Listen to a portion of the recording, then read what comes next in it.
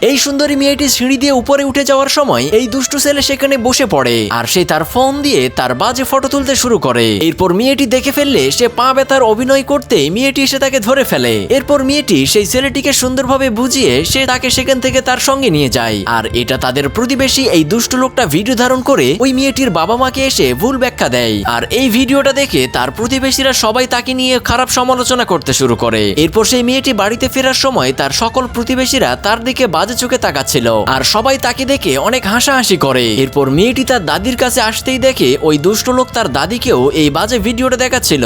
এরপর তার দাদি তার সঙ্গে যা করে সেটিকে দেখার আগে এই সুন্দর ছবিটিকে মন থেকে ভালোবেসে একটি লাইক করে সাবস্ক্রাইব করুন আর এই ইমোজিটাকে অবশ্যই কমেন্টে লিখুন। এরপর ওই মেয়েটি তার দাদিকে বলে সেদিন সে ওই ছেলেটিকে সেখান থেকে নিয়ে অনেক ছেলেদের সামনে এসে সে পকেট মার বলে তাকে অনেক মার খাওয়ায়। আর সেই সময় এই দুষ্ট লোক ওই ছেলের হাত থেকে ফোনটি নিয়ে পালিয়ে আসে, যে ভিডিও সে সবাইকে